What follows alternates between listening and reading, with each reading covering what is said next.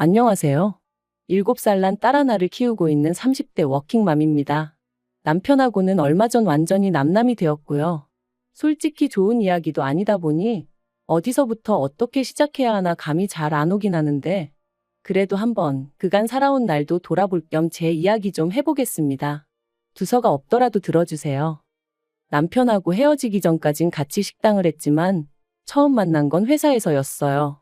원래는 서로 다른 부서에서 근무하다가 남편이 저희 부서로 오면서 가까워졌네요. 그렇다고 특별한 계기가 있었던 건 아니고 지금 생각해보면 매일같이 부딪히다 보니 정이 들었던 것 같아요. 그리고 남편이 언젠가부터 저한테 적극적으로 다가오면서 저도 그런 남편을 밀어내지 않았고 하긴 이런 이야기가 지금에서야 뭐가 중요하겠어요. 아무튼 그렇게 연애를 시작하고 1년 만에 결혼 이야기까지 오가기 시작했습니다. 양가 부모님 모두 어차피 결혼할 거면 뭐하러 시간 끄냐 하셔서 서두른 감도 없잖아 있었죠. 그래서 지금도 저희 친정 부모님이 그 부분에 있어서는 저한테 참으로 미안하다 하세요. 생각해보면 여자 나이 31가 그렇게 많은 것도 아니었는데 괜히 당신들이 설레발을 쳐서는 제가 이렇게 이혼녀 딱지를 달게 된 건 아닌지 모르겠다 하시면서 말이죠. 하지만 이 부분에 있어서는 저는 저희 친정 부모님한테 정말 요만큼의 원망도 없습니다. 저도 그때는 제가 이혼녀 딱지를 달게 될 거라곤 상상도 못했는걸요. 어쨌든 연애하는 동안 사소한 다툼 한번 해본 적이 없었으니 결혼을 한다면 남편과 하는 게 당연하다고 생각하기도 했었고요. 결혼할 때 시댁에서 3천 해주셨고 친정에서는 1억 좀 넘게 해주셨어요. 어쩌다 이렇게 차이가 많이 나게 되었냐 하면 이야기가 복잡해지는데 빨리 결혼하라며 서둘렀던 시부모님은 처음에만 하더라도 집을 해주니 뭐를 해주니 하시며 말씀이 참 많으셨습니다. 그리고 그쪽에서 그러고 나오니 저희 친정에서도 어느 정도는 해서 보내야겠다 생각하셨고 그래서 1억 정도를 예산으로 잡으셨던 거죠. 하지만 빈수레가 요란하다더니 막상 본격적으로 신혼집을 알아보고 그러니까 자꾸만 어머님의 말씀이 달라졌습니다. 처음엔 역세권까지는 아니더라도 번듯한 아파트 한 채는 사주겠다고 하셨다가 급하게 구할 필요가 있냐 하시면서 일단은 전세로 살면서 좋은 매물이 있는지 보라고 하시더니 나중에는 전세보단 속편하게 월세가 낫겠다 하시고 그러다 나중에는 3천만 원을 해줄 테니 이걸로 일단 월세 보증금을 하랍니다. 돈이 없는 게 아니라 여기저기 묶여 있어서 현금화할 형편이 안 된다 어쩐다 하시면서 말이죠. 그리고 물론 시부모님 재산인 만큼 제가 이러쿵저러쿵 할 것은 못 되었지만 그래도 기대와 실망이 반복되니 나중엔 그냥 시부모님 입에서 집 얘기가 나오는 그 자체가 짜증이 나더라고요. 뿐만 아니라 그럴 때마다 이번엔 어떻게 친정부모님께 상황을 알려야 하나 싶은 게 그래서 아닌 게 아니라 파혼 이야기가 나오기까지 했었습니다. 그런데 그때 저희 남편이 저희 친정부모님을 찾아와 무릎 꿇고 아주 맹세를 하더라고요. 자기도 이번에 자기 부모님이 이런 분들인지 처음 알았다 하면서 앞으로 사는 동안엔 절대로 이런 일은 없을 거다. 자기를 믿고 저를 보내달라. 남부럽지 않게 살게 해줄 거다. 그리고 저희 친정아버지 말씀이 그 당시에는 그래도 저희 남편 눈에서 불타오르는 열정과 진심 그런 걸 보셨답니다. 물론 지금은 당신이 뭐에 홀렸던 것 같다 하시지만요. 그래도 결국 우여곡절 끝에 저희는 결혼을 하게 되었고 그렇게 시댁에서는 삼촌 친정에서 1억을 지원받았습니다. 그래도 저희 시부모님 특히나 어머님 어찌나 의기양양하시던지 계속 하시는 말씀이 없어서 안 해주는 게 아니라 상황이 안 따라주는 거라면서 말이죠.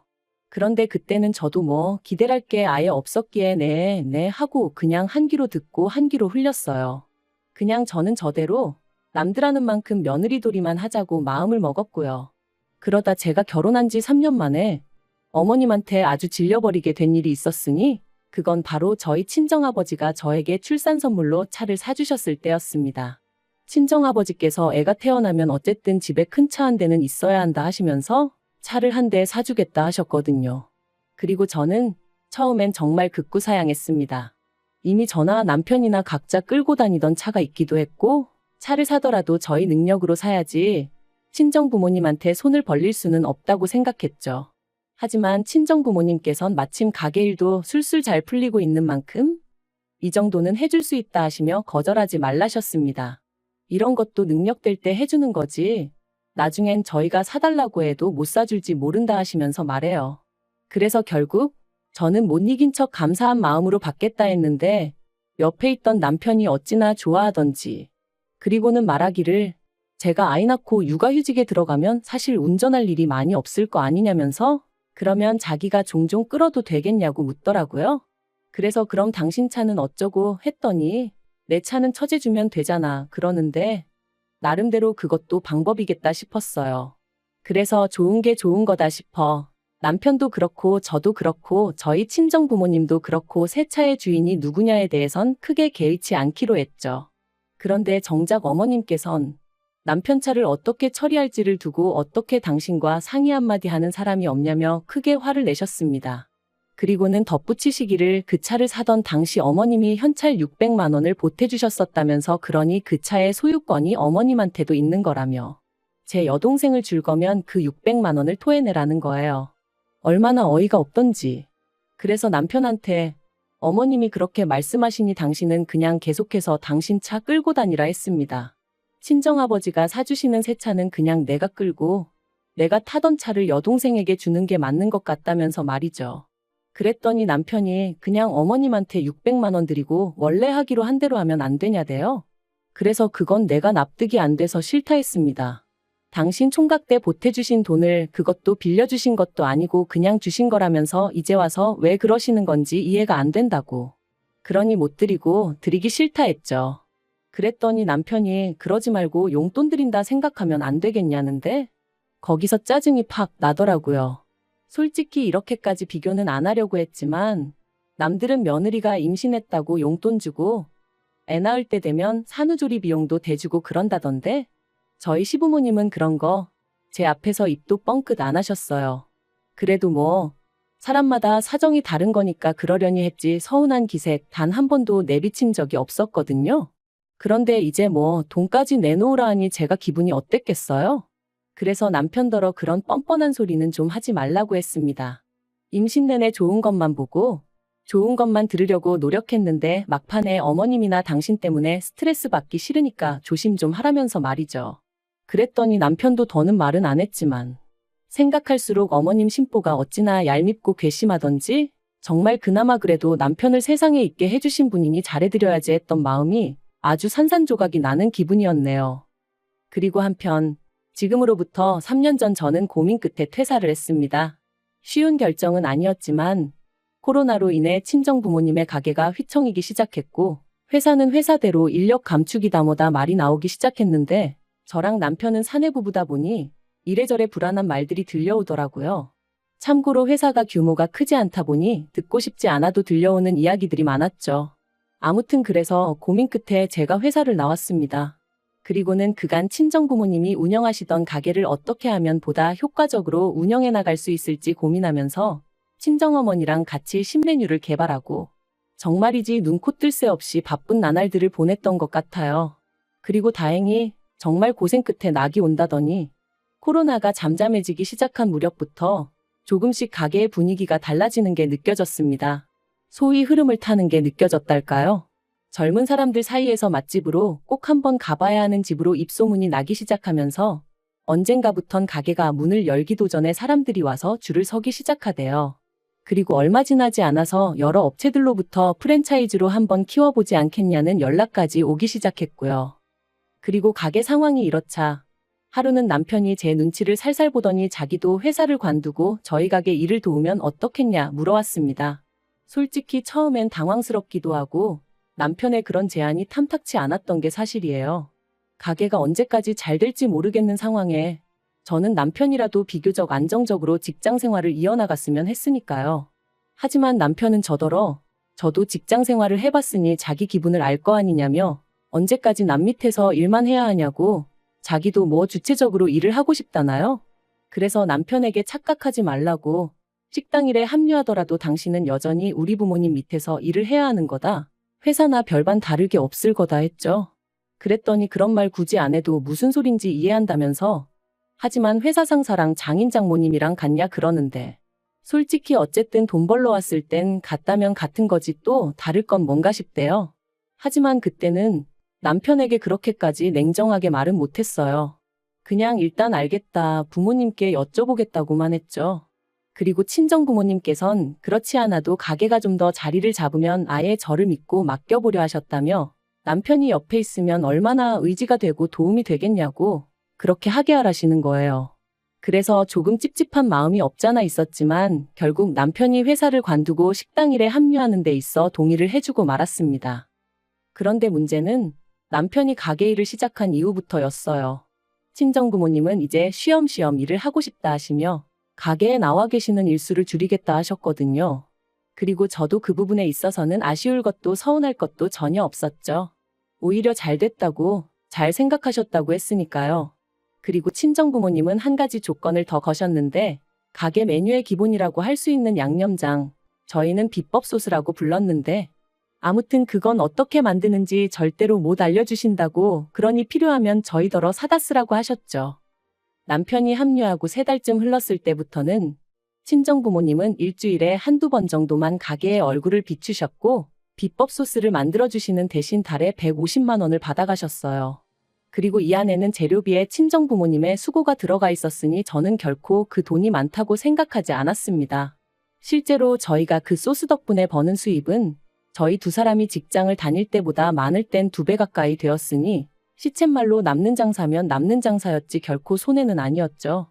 그런데 이 사실을 알게 되신 어머님께선 가족끼리 뭘 그런 걸로 돈을 받아가냐며 저희 친정부모님을 마치 치사하고 쪼잔하신 분들로 몰아가시대요. 그뿐만이 아니었습니다. 저랑 저희 부모님 때문에 졸지에 당신 아들이 부엌대기가 되었다며 마음에 안 들어 죽겠다고 어디 가서 말도 못한다 하시면서 말이에요. 그리고 이런 말씀을 하시는 와중에도 저희한테 이거 해달라 저거 해달라 요구하시는 건 또 어찌나 많으셨는지.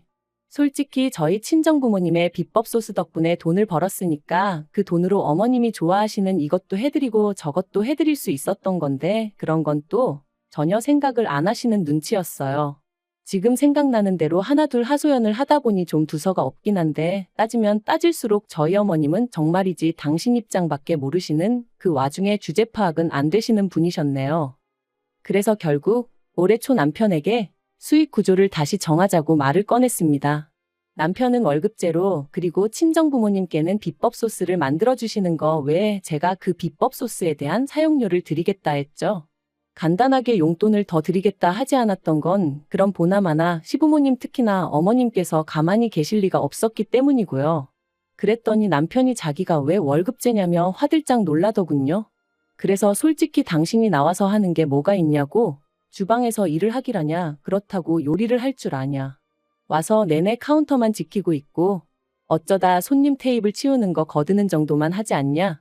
그런데 왜 당신하고 나하고 수익을 반반 나눠야 되냐고 그건 말이 안 되는 것 같다고요.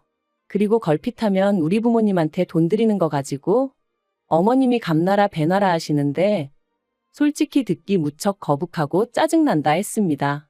그러니까 앞으로 어머님한테 드리는 용돈도 당신이 당신 월급에서 알아서 챙겨드리라고도 했죠. 그랬더니 이제 정말 난리가 났습니다. 가뜩이나 자기한테 장부를 투명하게 오픈하지 않는 것도 섭섭했고 자기가 봤을 땐 그 비법 소스인지 뭔지 원가는 50만 원도 안 들 것 같은데 제 성격에 그런 거는 하나도 따져보지도 않고 그냥 장인 장모님이 150달러니까 그만큼 주는 거 보고 솔직히 자기가 저한테 너무 실망을 했대요. 반대로 그게 자기 부모님 그러니까 시부모님이 그랬으면 제가 그렇게 대충 넘어갔겠냐면서요. 어이가 없었죠. 저희 부모님한테 가게를 받을 때 권리금도 한 푼 안 드렸어요. 제가 드린다고 했지만 친정아버지께서 딸한테 권리금을 받아서 뭐 하냐며 용돈이나 잘 줘라 하셨기에 조금 넉넉히 챙겨드렸을 뿐이거든요. 그리고 이 전후 사정을 남편도 뻔히 다 알고 있었고요.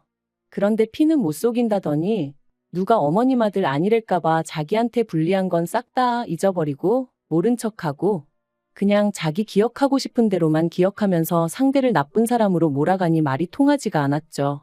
그래서 제가 남편한테 진짜 당신같이 뻔뻔한 사람은 처음이다 내력이냐 했습니다. 그랬더니 남편이 저더러 가게 팔아서 반을 위자료로 달래요. 자기도 이런 대접받으면서는 못 살겠다나요? 하지만 그게 말이 되냐고요. 더 웃긴 건 자기도 어디 가서 뭘 좀 알아보고 왔는지 그렇게 대판 싸우고 며칠 뒤 그냥 협의 이혼하자더군요. 그래서 이혼했어요. 양육비는 안 받는 대신 남편이 못 만나가는 조건으로요. 그런데 어이없게도 이혼한 지 2달도 안 돼서 남편이 아주 깜찍한 짓을 저질렀습니다. 바로 저희 가게에서 신호등 하나만 건너면 되는 곳에 식당을 차렸거든요. 메뉴도 거의 똑같게 해서 말해요. 황당하고 어이없어 찾아가니 남편하고 어머님 둘이서 장사하고 있던데 손님은커녕 개미새끼 한 마리 없는 게 보기 딱해서 하마터면 제가 한 그릇 팔아줄 뻔했네요. 하지만 진짜 어처구니가 없었던 건 그 이후로 얼마나 지났을까? 모르는 번호로 연락이 와서 별 생각 없이 받았더니 남편이었는데 한참을 뜸을 들이다 기껏 한다는 소리가 그 비법 소스 좀 자기한테 팔아달랍니다. 장사가 너무 안 돼서 죽겠다며 옛날 정을 생각해서라도 좀 팔아달래요. 듣는데 미쳤나 싶었죠. 옛날 정은 무슨. 너도 니네 엄마랑 머리 맞대고 죽기 살기로 연구를 해보라고 했습니다. 그리고 네가 망하든 말든 나는 관심 하나도 없으니까 괜히 나한테 전화해서 앓는 소리도 하지 말라고 했어요. 그런 거 한번 듣고 나면 힘 빠지고 괜히 하루 종일 재수 없다고요. 그러니까 저더러 지독한 여편내라길래 칭찬 고맙다 하고 전화 끊어버렸습니다.